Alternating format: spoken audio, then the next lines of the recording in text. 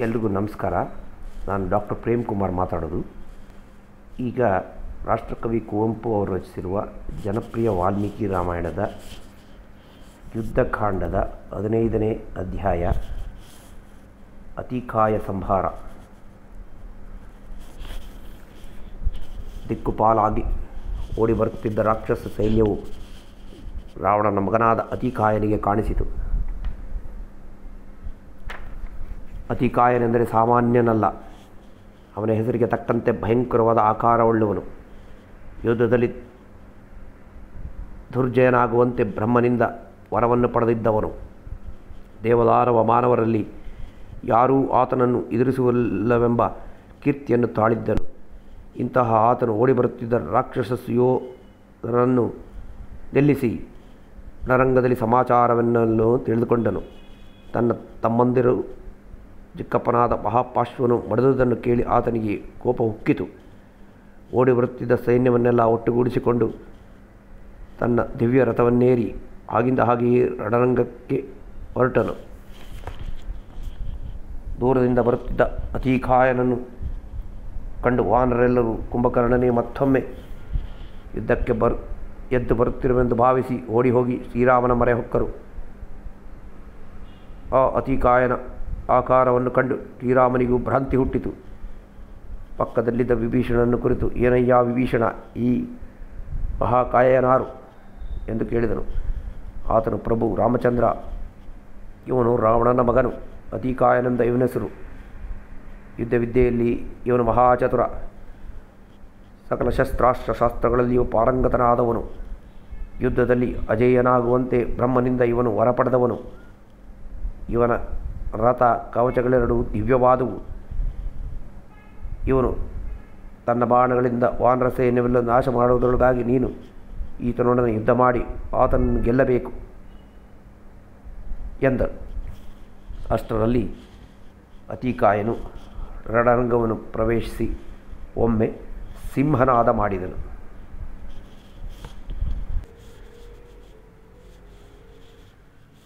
ಅತಿಕಾಯನ ಸಿಂಹನಾದಕ್ಕೆ ಪ್ರತ್ಯುತ್ತರವಾಗಿ ಕುಮುದ, ದ್ವಿವಿಧ, ಮೈಂದ, ನೀಲ, ಶರಭ ಎಂಬ 5 ವಾನರ ಸೇನಾನಿಗಳು ಮರಗಳನ್ನು ಪರ್ವತ ಶಿಖರಗಳನ್ನು ಹಿಡಿದು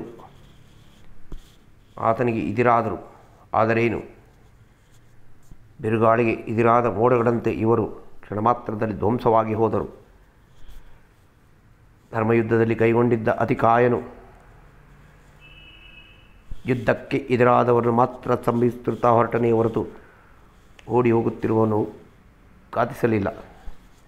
ಕ್ಷಣಮಾತ್ರದಲ್ಲಿ ವಾನರ ಸೈನ್ಯವೆಲ್ಲವೂ ಬಯಲಾದುದನ್ನು ಕಂಡು ಆತನು ನೇರವಾಗಿ ಶ್ರೀರಾಮನ ಬಳಿ ಬಂದು, ಅಯ್ಯ ರಾಮ, ನಾನು ಅತಿಕಾಯನೆಂಬ ರಾಕ್ಷಸ ಯೋಧ. ನಿನ್ನೊಡನೆ ಕಾಳಗವನ್ನು ಬಯಸಿ ಬಂದಿದ್ದೇನೆ.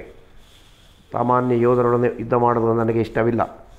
ನಿನ್ನ ಸೈನ್ಯದಲ್ಲೆಲ್ಲ ಅತ್ಯಂತ ಸಮರ್ಥನಾದವನು ನನ್ನ ಮೇಲೆ ಯುದ್ಧಕ್ಕೆ ಕಳುಹಿಸು, ಅಥವಾ ನೀನೇ ನನ್ನೊಡನೆ ಯುದ್ಧಕ್ಕೆ ನಿಲ್ಲು ಎಂದನು. ಗರ್ವದಿಂದ ತುಂಬಿದ್ದರೂ ಗಂಭೀರವಾಗಿದ್ದ ಅತಿಕಾಯನ ನುಡಿಗಳನ್ನು ಕೇಳಿ ರಾಕ್ಷಸನು ಅವನೊಡನೆ ಯುದ್ಧಕ್ಕೆ ನಿಂತನು. ಬಿಲ್ಲಿಗೆ ನಾರಿಯನ್ನು ಬೆರೆದು ಒಮ್ಮೆ ಆತನು ಟಂಕಾರ ಮಾಡಿದೊಡನೆಯ ಧ್ವನಿಯಿಂದ ದಶದಿಕ್ಕುಗಳು ತುಂಬಿ ಹೋದವು. ಆದರೂ ಅತಿಕಾಯನು ಆತನನ್ನು ಕುರಿತು, ಅಯ್ಯ, ನೀನಿನ್ನು ಬಾಲಕ. ಯಮಸದೃಶನಾದ ನನ್ನೊಡನೆ ನೀನೇನು ಯುದ್ಧ ಮಾಡಬಲ್ಲೆ? ಬಾಲಚಾಪಲ್ಯದಿಂದ ಕಾಲಾಗ್ನಿಯನ್ನೇಕೆ ಕೆರಳಿಸಲು ಬರುತ್ತಿರುವೆ? ಬಾಣವನ್ನು ಕೆಳಗಿಟ್ಟು ಹೊರಟು ಹೋಗು ಎಂದನು. ಅವನ ಕೊಬ್ಬಿನ ನುಡಿ ಶೂರನಾದ ಲಕ್ಷ್ಮಣನಿಗೆ ಸಹಿಸಲಿಲ್ಲ. ಆತನು ಕೋಪದಿಂದ, ಎಲ್ಲಾ ಮಾತಿನ ಮಲ್ಲರು ಮಹನೀಯರಾಗುತ್ತಾರೆಯೇ? ಸುಮ್ಮನೆ ಕೂಗಾಡುವುದನ್ನು ಬಿಟ್ಟು ನಿನ್ನ ಪೌರುಷವೆಷ್ಟಿದೆಯೋ ಅಷ್ಟನ್ನು ಇಲ್ಲಿ ಪ್ರದರ್ಶಿಸು. ಅದನ್ನು ನೋಡಿದ ಮೇಲೆ ಕಳೆದ ತಾಳೆಯ ಹಣ್ಣನ್ನು ತೊಟ್ಟಿನಿಂದ ಕೆಡಹುವಂತೆ ನಿನ್ನ ತಲೆಯನ್ನು ನೆಲಕ್ಕುರುಳಿಸುತ್ತೇನೆ. ನಾನು ನಿನ್ನ ಪಾಲಿನ ಮಿತ್ರವೆಂಬುದನ್ನು ಮರೆಯಬೇಡ ಎಂದನು.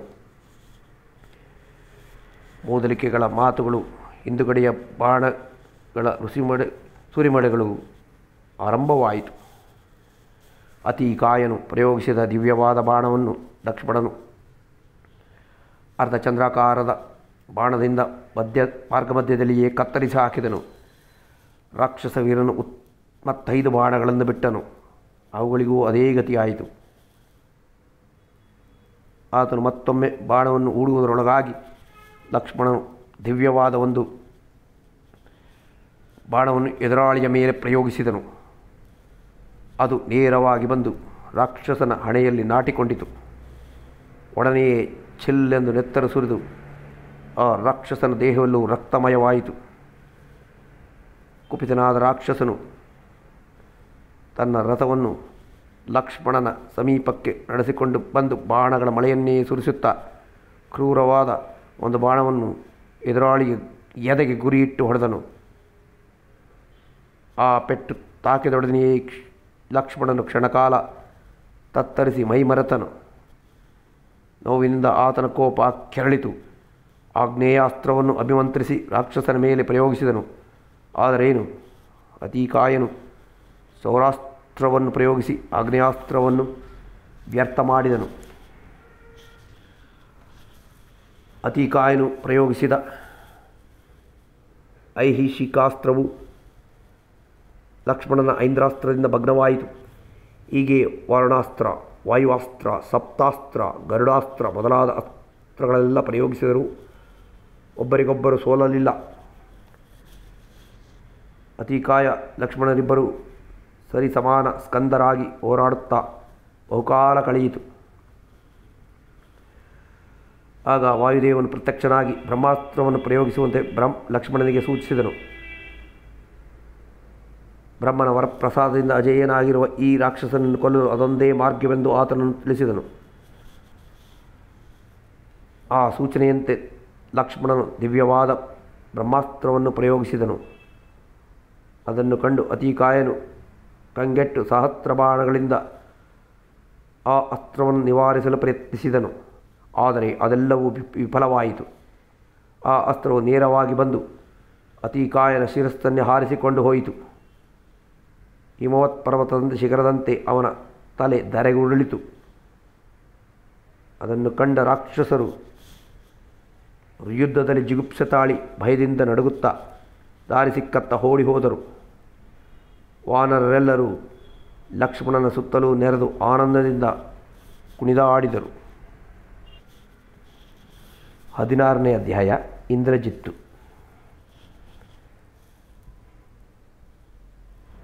ಅತಿಕಾಯನ ಮರಣದ ಅತಿದಾರುಣ ವಾರ್ತೆಯಿಂದ ರಾವಣೇಶ್ವರನು ಮುಂಗಾಣದಷ್ಟು ಕಂಗೆಟ್ಟು ಹೋದನು. ತನ್ನ ಬಲಭುಜದಂತಿದ್ದ ರಾಕ್ಷಸರೆಲ್ಲರೂ ರಾಮಲಕ್ಷ್ಮಣರ ಬಾಣಕ್ಕೆ ತುತ್ತಾಗಿ ಹೋದುದನ್ನು ಕಂಡು ಆತನಿಗೆ ನಿರಾಶೆ ಮುಸುಕಿದಂತಾಯಿತು. ಆಹಾ, ಆಶ್ಚರ್ಯ ಆಶ್ಚರ್ಯ! ರಾಮನು ಮಹಾಬಲಾಢ್ಯ, ಆತನ ಅಸ್ತ್ರಬಲ ಪರಮಾಶ್ಚರ್ಯಕರ, ಆತನು ನಿಜವಾಗಿಯೂ ನಾರಾಯಣ ಸ್ವರೂಪಿಯೆಂದೇ ತೋರುತ್ತಿದೆ ಎಂಬ ಉದ್ಗಾರಗಳು ಆತನ ಬಾಯಿಯಿಂದ ಹೊರಬಿದ್ದವು. ಸತ್ತ ತನ್ನ ಪುತ್ರನೆಲ್ಲ ನೆನೆದು ನಿಟ್ಟಿಸಿರು ಬಿಡುತ್ತಾ ಆತನು ಮೂರ್ಛೆ ಹೋದನು. ಇದನ್ನು ಕಂಡ ಆತನ ಹಿರಿಯ ಮಗನಾದ ಇಂದ್ರಜಿತ್ತು ಆತನನ್ನು ಕುರಿತು, ತಂದೆಯೇ, ನಾನು ಜೀವಂತವಿರುವಾಗ ನಿನಗೆ ದುಃಖವೆಂದರೇನು? ನನ್ನ ಬಾಣಹತಿಗೆ ತುತ್ತಾಗಿ ಉಳಿದವರಾರು? ಆ ರಾಮಲಕ್ಷ್ಮಣರು ನನ್ನ ಅಮೋಘವಾದ ಬಾಣಗಳಿಗೆ ಪ್ರಾಣಗಳೊಪ್ಪಿಸಿ ನೆಲಕ್ಕುರುಳುವುದನ್ನು ಕಂಡು ಸಂತೋಷ ಪಡುವವನಾಗು. ಇನ್ನು ನಿನ್ನ ಚಿಂತೆಯನ್ನು ಬಿಡು ಎಂದು ಸಮಾಧಾನ ಮಾಡಿದನು. ತಂದೆಯ ಆಶೀರ್ವಾದದೊಡನೆ ಅನುಜ್ಞೆಯನ್ನು ಪಡೆದು ಉತ್ತಮವಾದ ಹೇಸರಗತ್ತುಗಳನ್ನು ಹೂಡಿದ ರಥವನ್ನೇರಿ ರಣರಂಗಾಭಿಮುಖವಾದನು. ಅನೇಕ ರಾಕ್ಷಸರು ಧನುಷ್ಪಾಣಿಗಳಾಗಿ ಆತನನ್ನು ಅನುಸರಿಸಿ ಅವನ ಹಿಂದೆ ಹೊರಟರು.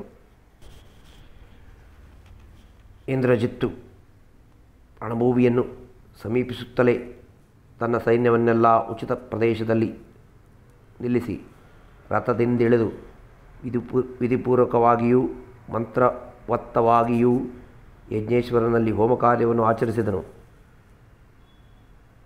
ಶಸ್ತ್ರಗಳೇ ಸಮಿತ್ತು, ಅಸ್ತ್ರಗಳೇ ದರ್ಬೆ, ಉಳಿದ ಆಯುಧಗಳೇ ಹೋಮ ಸಾಧನೆಗಳು. ಕಪ್ಪು ಮೇಕೆಯೊಂದನ್ನು ಹೊಗೆಯಿಲ್ಲದ ಅಗ್ನಿಯಲ್ಲಿ ಹೋಮ ಮಾಡಿ ಆತನು ಅಗ್ನಿದೇವನನ್ನು ಮೆಚ್ಚಿಸಿದನು. ಯಜ್ಞೇಶ್ವರನು ಪ್ರತ್ಯಕ್ಷನಾಗಿ ಆತನಿಗೆ ಬ್ರಹ್ಮಾಸ್ತ್ರಾದಿ ಮಹಾಸ್ತ್ರಗಳನ್ನು ಕರುಣಿಸಿಕೊಟ್ಟನು. ಆ ಸಮಯದಲ್ಲಿ ಅಂತರಿಕ್ಷವೆಲ್ಲವೂ ಗಡಗಡ ನಡುಗಿತು. ದೈವದತ್ತವಾದ ಬಾಣಗಳನ್ನು ಧರಿಸಿ ಸೂರ್ಯನಂತೆ ಹೊಳೆಯುತ್ತಾ ಇಂದ್ರಜಿತ್ತು ಯುದ್ಧರಂಗವನ್ನು ಪ್ರವೇಶಿಸಿದನು. ಒಡನೆಯೇ ರಾಕ್ಷಸರಿಗೂ ವಾನರಿಗೂ ಯುದ್ಧ ಆರಂಭವಾಯಿತು. ರಾಕ್ಷಸ ರಾಜಕುಮಾರನು ತನ್ನವರನ್ನು ಕುರಿತು, ಎಲೈ ರಾಕ್ಷಸೋತ್ತಮರೇ, ನಿರಾತಂಕವಾಗಿ ಸಂತೋಷದಿಂದ ಯುದ್ಧ ಮಾಡಿ ನಿಮ್ಮ ಸೇಡನ್ನು ತೀರಿಸಿಕೊಳ್ಳಿರಿ ಎಂದು ಪ್ರೋತ್ಸಾಹಿಸಿದನು. ಇಂದ್ರಜಿತ್ತು ರಣರಂಗವನ್ನು ಮೆಟ್ಟಿದೊಡನೆಯೇ ವಾನರ ಮೃತ್ಯು ಮೂಡಿದಂತಾಯಿತು. ವಾನರ ಸಂಹಾರ ಕಾರ್ಯ ನಿರರ್ಗಳವಾಗಿ ನಡೆಯಲಾರಂಭಿಸಿತು. ಒಂದೊಂದು ಬಾಣಕ್ಕೂ ಏಟಿಗೂ 16 ಜನ ವಾನರರು ನೆರಕ್ಕುರುಳಿದರು. ಅವರು ಪ್ರಯೋಗಿಸುತ್ತಿದ್ದ ಮರಗಳು, ಬೆಟ್ಟದ ಕೋಡುಗಲ್ಲುಗಳು ರಾಕ್ಷಸ ವೀರನ ಬಾಣಕ್ಕೆ ಸಿಕ್ಕಿ ಪುಡಿಪುಡಿಯಾಗುತ್ತಿದ್ದವು. ತಲೆತಲೆಯಾದ ವಾನರೆಲ್ಲ ಒಬ್ಬರನ್ನೊಬ್ಬರಾಗಿ ಉರುಳುತ್ತಾ ಹೊರಟರು. ಅಗೋ, ಗಂಧಮಾಧವ ನೆಲಕ್ಕುರುಳಿದ, ನಳ ಕೆಳಗೆ ಬಿದ್ದ, ಗಜ, ಜಾಂಬವಂತ, ನೀಲ, ವೃಷಭ, ಸುಗ್ರೀವ, ಅಂಗದ, ಹನುಮಂತ, ದಧಿಮುಖ, ಪಾವಕಾಕ್ಷ ಎಲ್ಲರೂ ಪೆಟ್ಟು ತಿಂದು ನಿಶ್ಚೇತರಾದರು. ಸೈನ್ಯದಲ್ಲೆಲ್ಲ ವಿಕಾರವಾಗಿ ಕಿರಿಚಿಕೊಳ್ಳುವ ಸಧ್ವನಿ ಎದ್ದಿತು. ಅಷ್ಟರಲ್ಲಿ ಇಂದ್ರಜಿತ್ತು ಆಕಾಶಕ್ಕೆ ಹಾರಿ ಮಾಯಾಯುದ್ಧಕ್ಕೆ ಮೊದಲಿಟ್ಟನು. ಅವನು ಪ್ರಯೋಗಿಸಿದ ಬಾಣಗಳು ರಾಮಲಕ್ಷ್ಮಣನನ್ನು ತಾಗಿದವು. ರಾಮಚಂದ್ರನು ತಮ್ಮನನ್ನು ಕುರಿತು, ವತ್ಸ ಲಕ್ಷ್ಮಣ, ಈ ದೇವೇಂದ್ರ ಶತ್ರು ತನ್ನ ಪಾಣಪರಂಪರೆಯಿಂದ ಈ ವಾನರ ಸೈನ್ಯವನ್ನೆಲ್ಲ ಭಂಗಿಸಿರುವನು. ಬ್ರಹ್ಮಾಸ್ತ್ರದ ಪ್ರವಾಹದಿಂದ ಈತನು ಅಜೇಯವಾಗಿರುವಂತೆ ತೋರುತ್ತದೆ. ಆತನು ಪ್ರಯೋಗಿಸಿರುವ ಬಾಣವರ್ಷದಿಂದ ದಿಕ್ಕುಗಳೇ ತಿಳಿಯದಂತಾಗಿದೆ. ನಮ್ಮನ್ನು ಮೂರ್ಛೆಗೊಳಿಸದ ಹೊರತು ಈ ರಾಕ್ಷಸ ಕುಮಾರನು ಲಂಕೆಗೆ ಹಿಂತಿರುಗುವುದಿಲ್ಲವೆಂದು ತೋರುತ್ತದೆ ಎಂದು ಹೇಳಿದನು. ಶ್ರೀರಾಮನ ಮಾತುಗಳು ಮುಗಿಯುವಷ್ಟರಲ್ಲಿ ಇಂದ್ರಜಿತ್ತು ಪ್ರಯೋಗಿಸಿದ ಬಾಣಗಳು ಬಂದು ರಾಮಲಕ್ಷ್ಮಣರಿಬ್ಬರಿಗೂ ತಾಕಿದವು. ಇಬ್ಬರು ಪರವಶರಾಗಿ ನೆಲಕ್ಕುರುಳಿದರು. ಇದನ್ನು ಕಂಡು ಇಂದ್ರಜಿತ್ತು ಪರಮಾನಂದಭರಿತನಾಗಿ ಸಿಂಹನಾದ ಮಾಡುತ್ತಾ ಲಂಕೆಗೆ ಹಿಂತಿರುಗಿದನು. ರಾಮಲಕ್ಷ್ಮಣರು ಮೂರ್ಛಿತರಾಗಿ ಬಿದ್ದುದನ್ನು ಕಾಣುತ್ತಲೇ ವಾನರೆಲ್ಲರೂ ಮತಿಗೆಟ್ಟು ಮುಂಗಾಣಾದವರಾದರು. ಅವರ ಜಂಗಾ ಬಲವೇ ಹುಡುಗಿ ಹೋಯಿತು. ಹೀಗೆ ನಿಸ್ವತ್ತರಾಗಿ ಕುಳಿತಿರುವ ವಾನರನ್ನು ಕುರಿತು ವಿಭೀಷಣನು ಸಮಾಧಾನ ಮಾಡಿದನು. ಅಯ್ಯ, ಹೀಗೆ ಹೆದರಿ ಮುದುರಿಕೊಳ್ಳುವುದು ಸರಿಯಲ್ಲ. ಬ್ರಹ್ಮಾಸ್ತ್ರಕ್ಕೆ ಗೌರವ ತೋರುವುದಕ್ಕಾಗಿ ಶ್ರೀರಾಮ ಲಕ್ಷ್ಮಣರು ಈ ಶಸ್ತ್ರಕ್ಕೆ ಕಟ್ಟು ಬಿದ್ದು ಭೂಮಿಯಲ್ಲಿ ಪೌಡಿಸಿರುವರೇ ಹೊರತು ಅವರು ಮೂರ್ಛಿತರಾಗಿಲ್ಲ.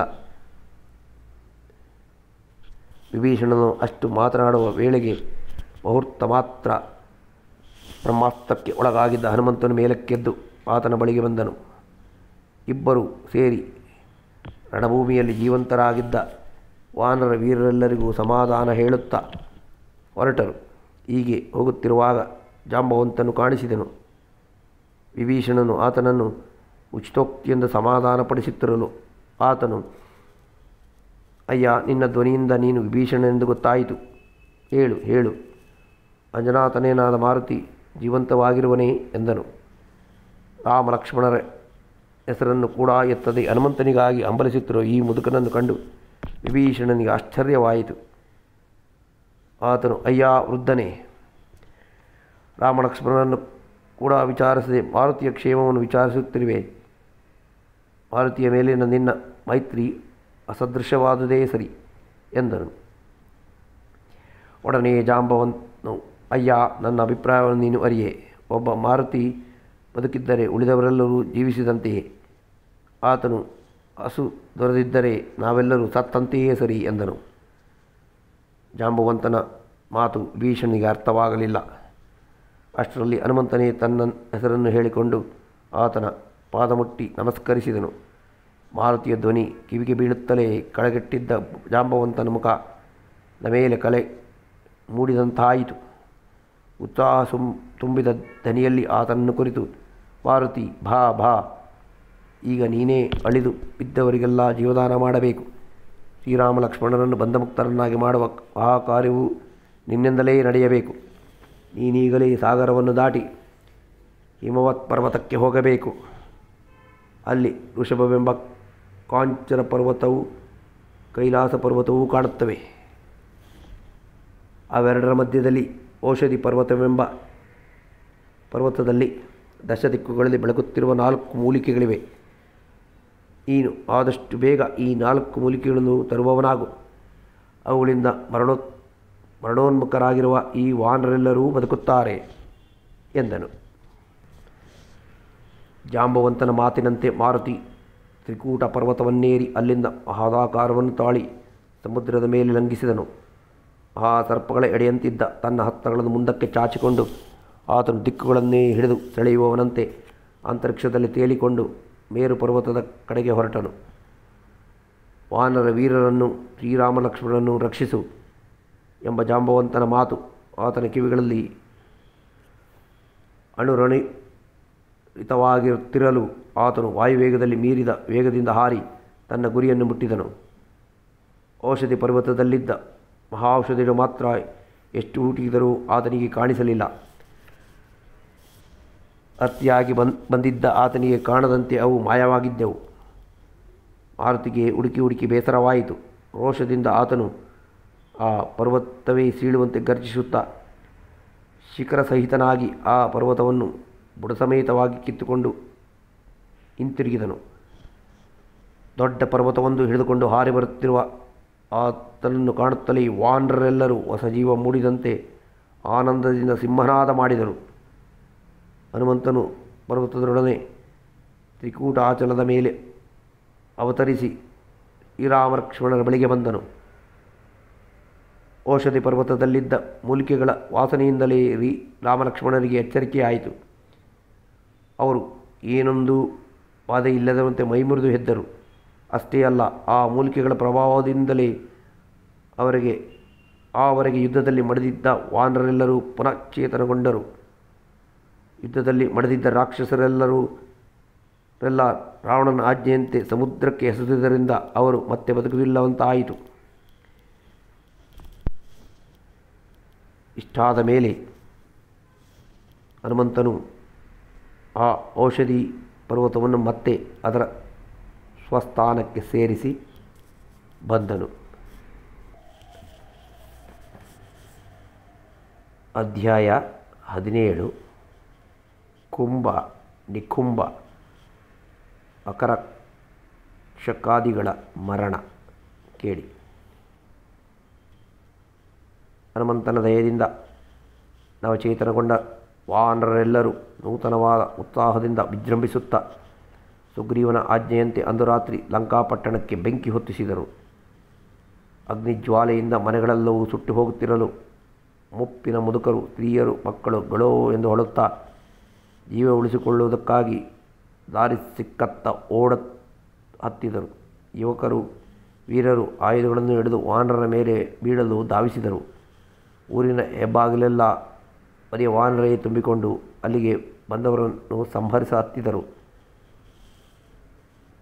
ನೆಲೆ ಬೆಸಲೆಯಾದಂತೆ ತುಂಬಿದ ಆ ಅಸಂಖ್ಯಾತ ವಾನರನ್ನು ಕಂಡು ರಾಕ್ಷಸರಿಗೆ ದಿಕ್ಕೇ ತೋಚದಂತಾಯಿತು. ಮಾರಿಯ ಎದುರಿನ ಕುರಿಗಳಂತೆ ಅವರೆಲ್ಲರೂ ಕ್ಷಣಮಾತ್ರದಲ್ಲಿ ಧ್ವಂಸವಾಗುತ್ತಾ ಹೋದರು. ಇದನ್ನು ಕಂಡು ಅಕಂಪನನೆಂಬ ರಾಕ್ಷಸ ವೀರನು ತನ್ನ ಗದೆಯನ್ನು ತಿರುಗಿಸುತ್ತಾ ಪ್ರಳಯ ರುದ್ರನಂತೆ ವಾನರ ಸಮೂಹವನ್ನು ಒಕ್ಕನು. ಇದನ್ನು ಕಂಡ ಅಂಗದನು ದೊಡ್ಡದೊಂದು ಬೆಟ್ಟವನ್ನು ಎತ್ತಿ ಅವನ ತಲೆಯ ಮೇಲೆ ಎಸೆದನು. ಆದ್ದರಿಂದ ರಾಕ್ಷಸನ ತಲೆಯೊಡೆದು ಅವನು ಸತ್ತು ಬಿದ್ದನು. ಅವನ ಪತನವನ್ನು ಕಂಡು ಶೋಣಿತಾಕ್ಷನೆಂಬ ರಾಕ್ಷಸನು ರಥವೇರಿ ಅಂಗದನ ಮೇಲೆ ಯುದ್ಧಕ್ಕೆ ಬಂದನು. ಅಂಗದ ಕುಮಾರನು ಅವನ ರಥದೊಳಕ್ಕೆ ನುಗ್ಗಿ ಆ ರಥವನ್ನು ಮುರಿದು ಹಾಕಿದುದಲ್ಲದೆ ಅವನ ಕೈಲಿದ್ದ ಆಯುಧವನ್ನು ಕಿತ್ತುಕೊಂಡು ಮುರಿದು ಹಾಕಿದನು. ಕೂಡಲೇ ಆ ರಾಕ್ಷಸನು ಹಿರಿದ ಕತ್ತಿಯೊಡೆದ ಆಕಾಶಕ್ಕೆ ನೆಗೆದನು. ಅಂಗದನು ಜೊತೆಯಲ್ಲಿಯೇ ನೆಗೆದು ಅವನ ಕೈಲಿದ್ದ ಕತ್ತಿಯನ್ನು ಕಿತ್ತುಕೊಂಡು ಅವನನ್ನು ಘಾತಿಸಿ ಕೆಳಗೆ ಕೆಡವಿದನು. ಅದನ್ನು ಕಂಡು ಯುಕಾಕ್ಷನೆಂಬ ರಾಕ್ಷಸ ಯೋಧನು ಪ್ರಜಾಂಗಾಸುರನೆಂಬುವನೊಂದಿಗೆ ಅಂಗದನನ್ನು ತರುಬಿದನು. ಆ ವೇಳೆಗೆ ಶೋಣಿತಾಕ್ಷನು ತೆಪ್ಪತ್ತುಕೊಂಡು ಮೇಲಕ್ಕೆದ್ದು ಬಂದನು. ಹೀಗೆ ಮೂವರು ಅಂಗದ ಕುಮಾರನ ಮೇಲೆ ಮೈಮಾಡ ಹೊರಟದನ್ನು ಕಂಡು ಮೈಂದ ವಿವಿಧರೆಂಬ ವಾನರ ವೀರರು ಆತನ ಸಹಾಯಕ್ಕೆ ಬಂದರು. ಮೂವರು ಸೇರಿ ಮೂವರು ರಾಕ್ಷಸ ವೀರರನ್ನು ಕೊಂದು ಹಾಕಿದರು. ತಮ್ಮ ಮೂವರು ಮುಂದಾಳುಗಳು ಮಡಿದುದನ್ನು ಕಂಡು ಅದರ ಸುತ್ತಲಿದ್ದ ರಾಕ್ಷಸರು ಓಡಿ ಹೋಗಿ ಕುಂಭಕರ್ಣನ ಮಗನಾದ ಕುಂಭನ ಮರೆಹೊಕ್ಕರು. ಧನುವೃದ್ಧೆಯಲ್ಲಿ ಚತುರನಾದ ಕುಂಭನು ತೀಕ್ಷ್ಣವಾದ ಬಾಣವೊಂದನ್ನು ಬಿಟ್ಟು ದ್ವಿವಿಧನನ್ನು ನೆಲಕ್ಕುರುಳಿಸಿದನು. ಅಷ್ಟರಲ್ಲಿ ಮೈಂದನು ದೊಡ್ಡ ಬಂಡೆಯೊಂದನ್ನು ಮೇಲೆಸೆಯಲು ಕುಂಭನು 5 ಬಾಣಗಳಿಂದ ಅದನ್ನು ತುಂಡು ತುಂಡಾಗಿ ಕತ್ತರಿಸಿದನು. ಮತ್ತೊಂದು ನಿಶಿತ ಶರದಿಂದ ಮೈಂದನನ್ನು ನೆಲಕ್ಕುರುಳಿಸಿದನು. ಆ ವೇಳೆಗೆ ಸರಿಯಾಗಿ ಅಂಗದ ಕುಮಾರನು ಅಲ್ಲಿಗೆ ಬಂದು ದೊಡ್ಡದೊಂದು ವೃಕ್ಷದಿಂದ ಆ ರಾಕ್ಷಸನನ್ನು ಪ್ರಹರಿಸಲು ಪ್ರಯತ್ನಿಸಿದನು. ಆದರೆ ಅವನ ಪ್ರಯತ್ನ ಸಾಗಲಿಲ್ಲ. ಅದಕ್ಕೆ ಬದಲಾಗಿ ಕುಂಭನು ಪ್ರಯೋಗಿಸಿದ ಪ್ರಾಣದಿಂದ ಆ ವಾನರ ವೀರನ ಹಣೆಯೊಡೆದು ಕೆನ್ನೀರು ಪ್ರವಾಹದಂತೆ ಹರಿಯಿತು. ಆ ಏಟನ್ನು ತಾಳಲಾರದೆ ಆತನು ತತ್ತರಿಸಿ ಸಮೀಪವೊಂದದ್ದು ಮರವನ್ನು ಹೊರಗೆ ನಿಂತನು. ಈ ವಿಚಾರವನ್ನು ವಾನರರು ಒಡನೆಯೇ ಶ್ರೀರಾಮಚಂದ್ರನಿಗೆ ಅರಿಕೆ ಮಾಡಿದರು. ಆತನು ಜಾಂಬವಂತನನ್ನು ಅಂಗದನ ಸಹಾಯಕ್ಕೆ ಅಟ್ಟಿದನು. ಶ್ರೀರಾಮನಿಂದ ಆಜ್ಞಪ್ತನಾದ ಜಾಂಬವಂತನು ಸುಷೇಣ ಮೇಘದರ್ಶಿಗಳೆಂಬ ಕಪಿವೀರನನ್ನು ಕುಂಭನನ್ನು ಎದುರಿಸಿದರು. ಆದರೆ ಆ ರಾಕ್ಷಸನು ಕಣಮಾತ್ರದಲ್ಲಿ ಆ ಮೂವರನ್ನು ತನ್ನ ಬಾಣಾಘಾತದಿಂದ ಹಿಂದಕ್ಕಿಟ್ಟು ಬೊಬ್ಬಿರಿದನು. ದೂರದಲ್ಲಿ ನಿಂತು ಇದನ್ನು ನೋಡುತ್ತಿದ್ದ ಸುಗ್ರೀವನು ದೊಡ್ಡದೊಂದು ಬೆಟ್ಟವನ್ನು ಹೊತ್ತುಕೊಂಡು ಆ ರಾಕ್ಷಸನ ಮೇಲೆ ಯುದ್ಧಕ್ಕೆ ಬಂದನು. ಇಬ್ಬರಿಗೂ ಘೋರವಾದ ಯುದ್ಧ ಆರಂಭವಾಯಿತು. ಕುಂಭನು ಬಿಟ್ಟ ಬಾಣದಿಂದ ವಾನರ ರಾಜನ ಕಲ್ಮರಗಳ ಆಯುಧವೆಲ್ಲವೂ ಬರಿದಾಗಲು ಆತನು ಭರದಿಂದ ಆ ರಾಕ್ಷಸನ ಬಳಿಗೆ ನುಗ್ಗಿ ಅವನ ಕೈಲಿದ್ದ ಬಿಲ್ಲುಗಳನ್ನು ಕಿತ್ತುಕೊಂಡು ಮುರಿದು ಹಾಕಿದನು. ಅನಂತರ ಇಬ್ಬರು ಮಲ್ಲಯುದ್ಧ ಮಾಡಲು ಮೊದಲು ಮಾಡಿದರು. ಒಮ್ಮೆ ಸುಗ್ರೀವನು ಕುಂಭನನ್ನು ಎತ್ತಿ ಸಮುದ್ರಕ್ಕೆ ಎಸೆದನು. ಆದರೆ ಕ್ಷಣಮಾತ್ರದಲ್ಲಿ ಅವನು ಅಲ್ಲಿಂದ ಎದ್ದು ಬಂದು ಸುಗ್ರೀವನ ವಕ್ಷಸ್ಥಳಕ್ಕೆ ಗುದ್ದಿದನು. ಇದರಿಂದ ಕುಪಿತನಾದ ವಾನರ ವೀರನು ತನ್ನ ಬಲವನ್ನೆಲ್ಲ ಬಿಟ್ಟು ಕುಂಭನ ವಕ್ಷಸ್ಥಳವನ್ನು ವಜ್ರಮುಷ್ಟಿಯಿಂದ ಗುದ್ದಿದನು. ಆ ಪೆಟ್ಟಿಗೆ ರಾಕ್ಷಸನು ಹುರಿಯುಡುಗಿದ ಬೆಂಕಿಯಂತಾಗಿ ನೆಲಕ್ಕುರುಳಿ ಪ್ರಾಣ ಬಿಟ್ಟನು. ಅದನ್ನು ಕಂಡು ರಾಕ್ಷಸರು ಭಯದಿಂದ ಹೌಹಾರಿ ಹೋದರು. ಕುಂಭನು ಸುಗ್ರೀವನೊಡನೆ ಮುಷ್ಟಿ ಪ್ರಹಾರದಿಂದ ಮರಣ ಹೊಂದಿದ್ದನ್ನು ಕೇಳಿ ಅವನ ಅಣ್ಣನಾದ ನಿಕುಂಭನು ಕನಲಿ ಕೆಂಡವಾದನು. ಸುಗ್ರೀವನನ್ನು ತನ್ನ ಕಣ್ಣುಗಳಿಂದಲೇ ಸುಟ್ಟು ಬಿಡುವನೆಂದು ಬಿರುಗಣ್ಣುಗಳನ್ನು ಕಿಡಿಗಳನ್ನು ಕಾರುತ್ತಾ ತನ್ನ ಪರಿಗಾಯುಧಗಳೊಡನೆ ಸುಗ್ರೀವನ ಮೇಲೆ ಏರಿ ಬಂದನು. ಆತನು ತನ್ನ ಆಯುಧವನ್ನು ಗರಗರ ತಿರುಗಿಸಿದ ರಭಸಕ್ಕೆ ಬೆಂಕಿಯುದಿಸಿ ವಾನರ ಶೈಲ್ಯವೆಲ್ಲವೂ ತಳ್ಳಳಿಸಿದಂತಾಯಿತು. ಅದನ್ನು ಕಂಡು ಆಂಜನೇಯನು ರಾಕ್ಷಸನ ಬಳಿಗೆ ಧಾವಿಸಿದನು. ತನ್ನ ಗುರಿಗೆ ಅಡ್ಡಿಯಾದ ಈ ಮಾರುತಿಯನ್ನು ರಾಕ್ಷಸನು ತನ್ನ ಪರಿಗದಿಂದ ಪ್ರಹರಿಸಿದ್ದನು. ಆ ಏಟಿಗೆ ಪರಾಕ್ರಮಿಯಾದ ಮಾರುತಿಯು ಕ್ಷಣಕಾಲ ತತ್ತರಿಸಿ ಹೋದನು. ಮುಹೂರ್ತ ಕಾಲವಾದ ಮೇಲೆ ಮಾರುತಿ ಪ್ರಜ್ಞೆ ತಿಳಿದು ಆ ರಾಕ್ಷಸನ ಎದೆಗೆ ಬಲವಾಗಿ ಗುದ್ದಿದನು. ಅಷ್ಟು ಸಾಲದೆಂದು ಹಿಡಿದೆಳೆದು ಅವನನ್ನು ನೆಲಕ್ಕೆ ಕೆಡವಿ ನಾದಿದನು. ಅವನ ತಲೆಗೂಲನ್ನು ಹಿಡಿದು ತಿರುವಿ ತಲೆಯನ್ನು ಹಿಡಿದೆಳೆದು ಕಿತ್ತು ಹಾಕಿದನು. ಇತ್ತ ಮಾರುತಿ ನಿಕುಂಭ ಸಂಹಾರದಲ್ಲಿ ಅತ್ತ ಶ್ರೀರಾಮಚಂದ್ರನು ಮಕರಾಕ್ಷಕರೆಂಬ ರಾಕ್ಷಸರೊಡನೆ ಘೋರವಾದ ಯುದ್ಧದಲ್ಲಿ ತೊಡಗಿದ್ದರು. ಮಕರಾಕ್ಷಕನು ಕರನ ಮಗ. ಅವನು ಮೊದಲೇ ಮಹಾಗರ್ವಿಷ್ಠ. ಅದರೊಳಗೆ ರಾವಣನು ಬೇರೆ. ವತ್ಸ, ನೀನೀಗಲೇ ಸೇನೆಯೊಡನೆ ರಣರಂಗಕ್ಕೆ ಹೋಗಿ ರಾಮಲಕ್ಷ್ಮಣನನ್ನು ಕಪಿಸೇನೆಯನ್ನು ಒಕ್ಕಲಿಕ್ಕಿ ಬಾ ಎಂದು ಪ್ರೋತ್ಸಾಹಿಸಿದ್ದನು. ಆದ್ದರಿಂದ ಆ ದುರಹಂಕಾರಿ ರಥವನ್ನೇರಿ ರಣಾಂಗಕ್ಕೆ ಹೋಗುತ್ತಾ ಜೊತೆಯಲ್ಲಿದ್ದ ಸೈನಿಕರನ್ನು ಕುರಿತು, ಎಲೈ ರಾಕ್ಷಸರೇ, ನೀವೆಲ್ಲರೂ ನನ್ನ ಮುಂಗಡಿಯ ಆ ಕಪಿಗಳೊಡನೆ ಕಾದಾಡುತ್ತೀರಿ. ನಾನು ರಾಮಲಕ್ಷ್ಮಣನ ಯುದ್ಧ ಮಾಡಿ ಅವರನ್ನು ಧ್ವಂಸ ಮಾಡಿಬಿಡುತ್ತೇನೆ ಎಂದು ಹೇಳಿದನು. ದಾರಿಯಲ್ಲಿ ಬರುತ್ತಿರುವಾಗ ಹಲವು ಶಕುನಗಳಾದರೂ ಆ ಉದ್ದಟನು ಅವುಗಳನ್ನು ಲಕ್ಷಿಸದೆ ರಣರಂಗವನ್ನು ಪ್ರವೇಶಿಸಿದ್ದನು. ರಣರಂಗದಲ್ಲಿ ರಾಕ್ಷಸರನ್ನು ಕಾಣುತ್ತಲೇ ವಾನರರು ಅವರನ್ನು ಹಮ್ಮರಿಸಲು ಮೊದಲು ಮಾಡಿದರು. ಆದರೆ ಮಕರಾಕ್ಷಕನ ಬಾಣಹಾತಿಯಿಂದ ಅವರೆಲ್ಲರೂ ಪರಾಗಲು ಶ್ರೀರಾಮನೇ ಸ್ವತಃ ಆ ರಾಕ್ಷಸನನ್ನು ಎದುರಿಸಿ ನಿಂತನು. ಶ್ರೀರಾಮನನ್ನು ಕಾಣುತ್ತಲೇ ರಾಕ್ಷಸನಿಗೆ ತನ್ನ ತಂದೆಯ ನೆನಪು ಬಂದಿತು. ಎಲವೋ ರಾಮ, ನೀನು ದಂಡಕಾರಣ್ಯದಲ್ಲಿ ನನ್ನ ತಂದೆಯನ್ನು ಕೊಂದೆಯಲ್ಲವೇ? ನನ್ನ ಭಾಗ್ಯವಶದಿಂದ ನೀನೀಗ ನನ್ನ ಕೈಗೆ ಸಿಕ್ಕಿಬಿದ್ದಿರುವೆ. ನಿನ್ನನ್ನು ದಿಗ್ಬಲಿ ಕೊಟ್ಟು ಪಿತೃಋಣವನ್ನು ತೀರಿಸುತ್ತೇನೆ. ನಿನಗಿಷ್ಟವಾದ ಆಯುಧವನ್ನು ಧರಿಸಿ ಯುದ್ಧಕ್ಕೆ ಸಿದ್ಧನಾಗು ಎಂದು ಗರ್ಜಿಸಿದನು. ಮಾತಿನ ಜೊತೆಗೆ ಮೊನಚಾದ ಬಾಣಗಳು ಶ್ರೀರಾಮನನ್ನು ಭೇದಿಸಲು ಹೊರಟವು. ಶ್ರೀರಾಮನು ಸ್ವಲ್ಪ ಹೊತ್ತು ಅವನ ಬಾಣಗಳೆಲ್ಲ ಮಾರ್ಗ ಮಧ್ಯದಲ್ಲಿಯೇ ಖಂಡಿಸುತ್ತಾ ಹೋದನು. ಬರುತ್ತಾ ಯುದ್ಧ ಬಿರುಸಾಯಿತು. ಇಬ್ಬರು ಎಸೆದ ಬಾಣಗಳಿಂದ ಅಂತರಿಕ್ಷ ಮರೆಯಾಗಿ ಹೋಯಿತು. ಕಡೆಗೆ ಶ್ರೀರಾಮಚಂದ್ರನು ಪ್ರಯೋಗಿಸಿದ ಆಗ್ನೇಯಾಸ್ತ್ರ ಆ ರಾಕ್ಷಸನ ಪ್ರಾಣವನ್ನು ಹೀರಿ ಅವನನ್ನು ಕೆಳಕ್ಕೆ ಕೆಡವಿತು. ಇದನ್ನು ಕಂಡು ವಾನರರು ಕುಣಿದಾಡಿದರು. ರಾಕ್ಷಸರು ಲಂಕೆಯತ್ತ ಪಲಾಯನ ಮಾಡಿದರು. ನಮಸ್ಕಾರ.